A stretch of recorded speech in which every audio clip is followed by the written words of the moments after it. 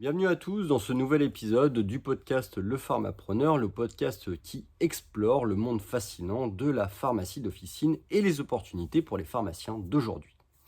Je suis Arnaud, votre hôte, et aujourd'hui nous allons discuter d'un sujet crucial pour l'avenir de nos pharmacies, à savoir l'ouverture du capital aux adjoints. En effet, depuis le décret du 20 mars 2017, publié au journal officiel le 22 mars 2017, un pharmacien adjoint peut désormais prendre des participations directes ou indirectes au capital d'une ou de plusieurs officines. Cette mesure est une opportunité importante pour anticiper la transmission d'une pharmacie et pour renforcer finalement l'engagement des adjoints dans l'entreprise.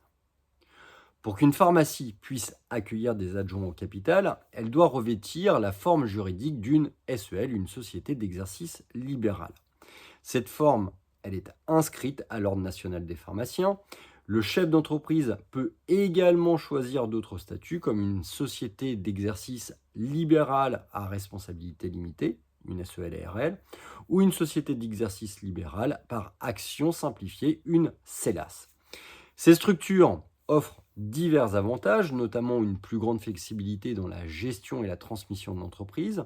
De plus, elles permettent une répartition plus équitable des responsabilités et des bénéfices entre les associés.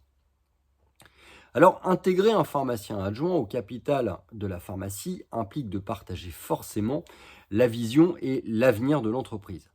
C'est un choix déterminant pour le développement et la pérennité de l'officine.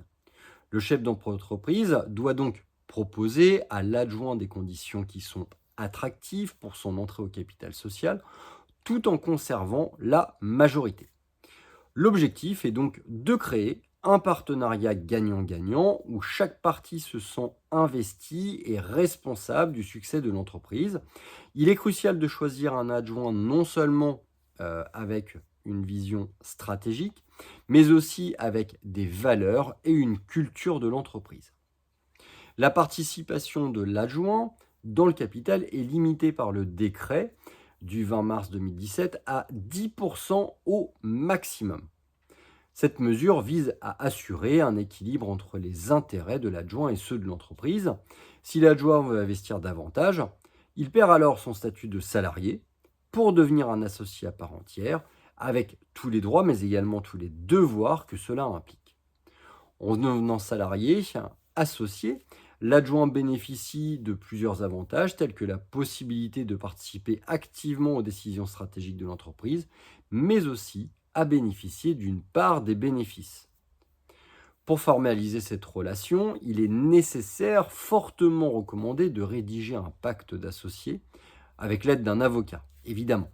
Ce pacte précise les relations entre les associés, elle va clarifier les obligations et va permettre de prévenir d'éventuels conflits.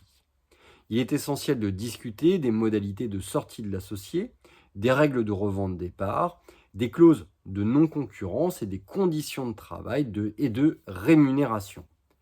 Un pacte d'associés bien rédigé est forcément la clé pour une collaboration qui va être harmonieuse et durable.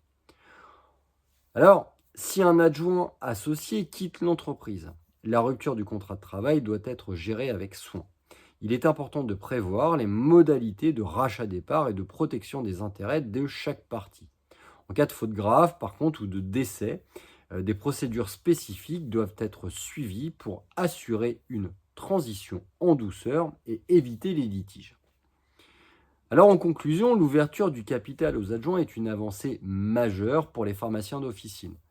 Elle permet de renforcer la structure financière des entreprises tout en motivant les adjoints à s'investir davantage dans la réussite de la pharmacie. Merci de nous avoir rejoints pour cet épisode de votre podcast Le Pharmapreneur. N'oubliez pas de vous abonner et de nous suivre pour d'autres discussions sur l'avenir de la pharmacie. À très bientôt pour un nouvel épisode.